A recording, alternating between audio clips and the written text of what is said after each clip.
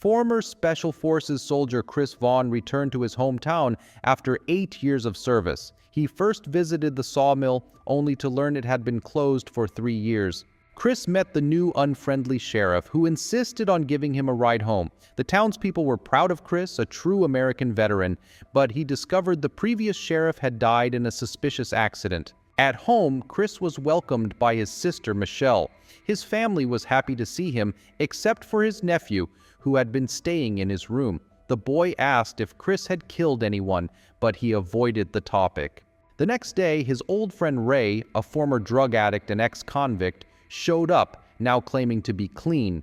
Chris met up with other friends, including Hamilton, who had closed the sawmill but opened a casino. During a football game, Chris noticed his nephew with a suspicious group. After the game, Hamilton had Butte, a large man, attack Chris's bad knee. Later, Hamilton invited Chris to his casino, but Chris was more concerned about his nephew.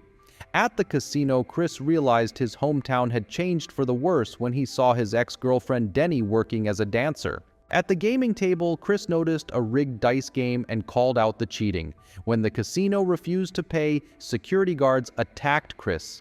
He fought back but was eventually overwhelmed and knocked out with a taser.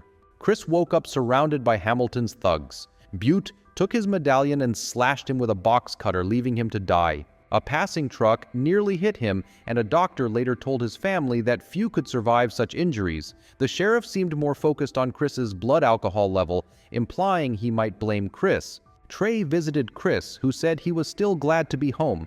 Trey responded, "This isn't home anymore."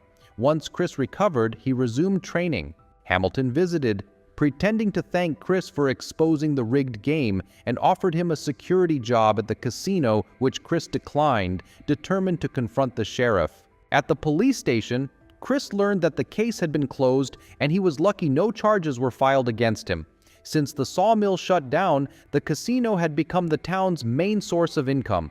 Denny stopped by to return the jacket Chris had left at the casino. Upon hearing about his visit to the station, she jokingly suggested he run for sheriff as elections were coming up. Denny had been dancing at the casino for a year since there were no better job options in town. That day, Chris's nephew nearly died from a synthetic drug, and another kid admitted that the drug had been sold by a casino security guard. There was no point in calling the police, so Chris decided to take matters into his own hands. He loaded his shotgun and headed to the casino, but at the last minute, he swapped it for a wooden plank, deciding it would be less extreme. The plank worked just fine for smashing slot machines and taking down the guards. One guard even came out with a shotgun, but was swiftly punished with a broken arm. Individually, the guards weren't much of a threat, and only the big guy, Butte, put up some resistance. However, soon enough, the cedar plank got to him as well. Chris finished the fight, shoving the plank into Hamilton's office. "This changes things between us." Chris was quickly surrounded by police cars and arrested before he even made it home. His lawyer offered him a deal. If Chris kept quiet in court, things would go easier for him. The guards testified about how this dangerous trained fighter took them all down using only a plank. "He beat us up without saying a word. A real psycho," they claimed. Chris realized the lawyer was working for Hamilton, so he fired him on the spot and decided to represent himself. Instead of talking about his case, Chris appealed to the jury, asking the townspeople to elect him as sheriff. He promised to end police corruption, get rid of drugs, and restore the rule of law. Chris unbuttoned his shirt, revealing the scars left by Hamilton's men, urging the jury to see the truth. They found Chris not guilty, and the courtroom erupted in applause. Chris took his plank, turned it into a bat, and declared it his new tool for justice as sheriff. His first move was to meet with Hamilton, warning the businessman that the drug trade was finished in this town. "Don't overdo it, or you might not make it to your birthday, sir," Chris told him. "Fix your taillights." "What's wrong with them?" "They're busted." Chris then visited his best friend and asked him to become his deputy. He was the only person Chris could trust. Ray, with his knowledge of drugs, suggested they start by tracing the money flow from the bottom up, leading them to the source. The two confronted Butte, beat him up, and searched him. Ray found a packet of white powder hidden in his sock. Though Butte was eager to get to the station, Ray suspected there might be more drugs in his car. They dismantled the car, turning it into scrap metal. After taking a short break, the sheriff and his deputy continued dismantling the Dodge. It turned out there was nothing hidden in the car. It was clean. "You'll regret this, and not just me," mumbled one of the guards. Chris asked his father to always keep a gun nearby, knowing the enemies might come after him through his family, but his father refused to touch a weapon. Chris decided to spend the night at the station as a prisoner and asked Ray to watch over his family. Later, Denny visited Chris, bringing him some food. She confessed that she had quit her job as a stripper, and they decided it was a good time to make love right in the station. In the morning, Hamilton ordered the operation to begin, and at that moment, Chris's car exploded. "One car after another," yelled a satisfied Butte from his cell.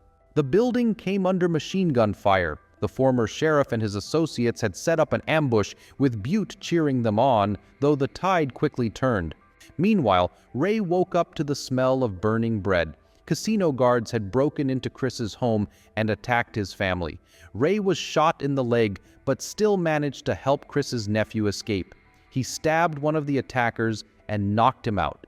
Chris realized he was trapped and took cover in the crawl space. Butte, no longer enjoying the situation under heavy fire, begged Chris to save him. The sheriff agreed, but demanded Butte reveal the location of the lab first.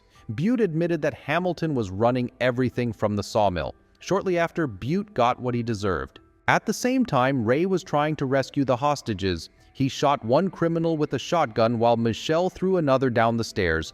One of the machine gunners fell silent for a while. Chris took advantage of the lull and killed two of the shooters from beneath the floor. Only the former sheriff remained, who burst into the building and started shooting at the floor, hoping to hit Chris. Denny distracted him, allowing Chris to finish off the corrupt cop. Ray, reluctant to kill another man, opted for hand-to-hand combat when the bandit ran out of bullets. He got so caught up in the fight that he nearly beat the man to death, but Chris stopped him, taking a punch to the face in the process. At that moment, the first guard woke up and aimed a gun at them, but Chris's father, who had finally picked up a weapon, shot the guard. The family was saved. Now it was time to deal with the lab. Chris arrived at the abandoned sawmill and started searching the plant. Soon he found what he was looking for. Near the lab, Hamilton was hiding and lured Chris in by pulling a lever, causing the floor under Chris to open. Chris managed to grab onto a saw blade and hold on. Hamilton began beating him with a stick, and eventually both of them fell, testing the strength of the pipes and equipment. Hamilton threw Chris to the ground, dislocating his leg, but Chris managed to escape into the woods. Hamilton grabbed an axe and followed him. He caught up to Chris and tried to strike him, but they both ended up rolling down the hill. Hamilton raised the axe again, while Chris, as usual, armed himself with a log. The blonde was strong and nearly overpowered the veteran, but Chris gathered his strength, knocked Hamilton down, pinned him against a tree, and broke both of his legs with the log. "This is my town. You're under arrest." The sheriff arrested Hamilton and shut down his casino. The sawmill was reopened, bringing new life to the town.